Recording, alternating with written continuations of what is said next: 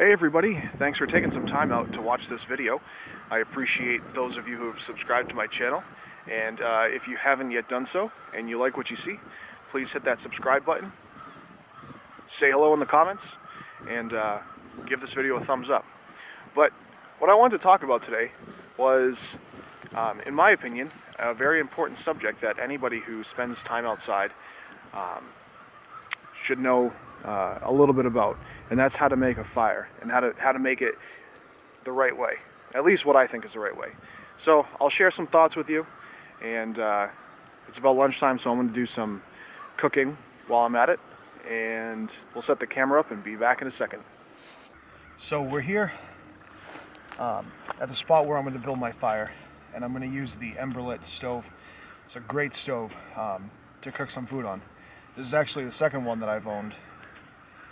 The first one, I have no idea what happened to it, but I lost it somewhere. Great product. There's reviews all over YouTube about them, so I'm not going to talk about it that much.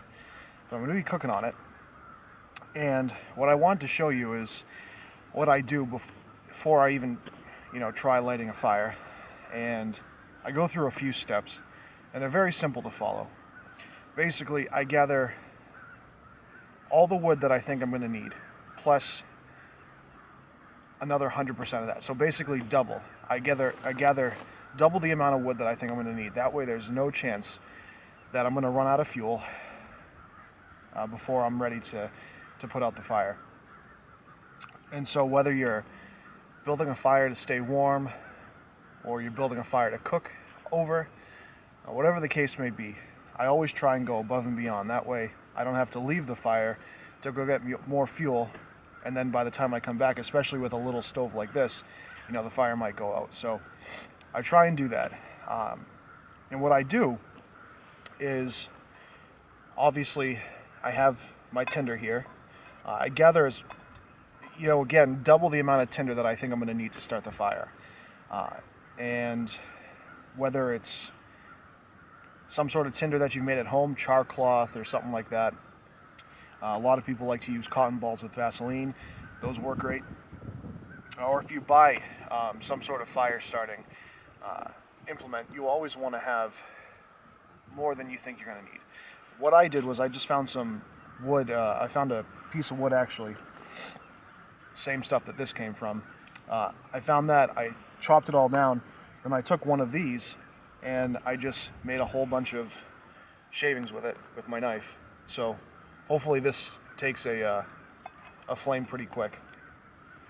I'm not going to use a ferro rod. I'm just going to use a lighter. But like I said, I'm just talking about the principles anyway. So make sure you have enough tinder, and then you basically just graduate. And I know a lot of you who are watching this already know this, but it's just something I can't tell you how many times I've been out with people who love to camp, and they can't believe how quickly you can get a fire going. And basically all it does is it just has to do with preparation. So enough tinder, enough small twigs. I like to go the size of my pinky or smaller. Obviously the smaller they are, the easier they're going to catch on fire. So go small, and then you graduate up to something, and basically I use my middle finger as a judge. Something the size of my middle finger or smaller. And then once that catches, you can start adding larger pieces. Now, with the Emberlit, I'm restricted to a piece that'll be small enough to fit into the feeding hole that's on the back here. Here, I'll show that to you. So I have to keep my largest logs smaller than that. But the principle remains the same no matter what kind of fire you're building. So without further ado, I'm going to set up the fire. I usually will do a layer of these small twigs in the bottom. If you were building, your fire in a fire pit, I would probably use the log house. That way I have a nice foundation for my tinder to sit on. And as the tinder burns, it'll catch that bottom layer. And I'll layer stuff on top basically immediately. So once it catches, I put the tinder down, layer some more twigs right on top of the tinder. That'll form a nice coal bed.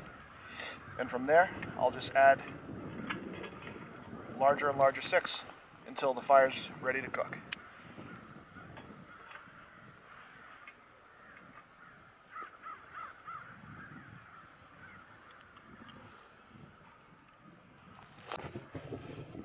So we got the fire going nice now, and just put my pot of corned beef hash on there for a little afternoon snack.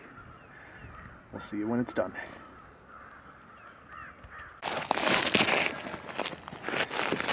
All right,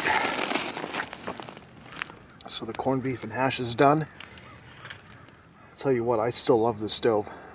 Every time I use it, it just works so well. It's awesome. But anyways, gonna have some lunch and then maybe do a little bit of fishing. Until next time, be safe out there. Make sure you always go out prepared and have some fun.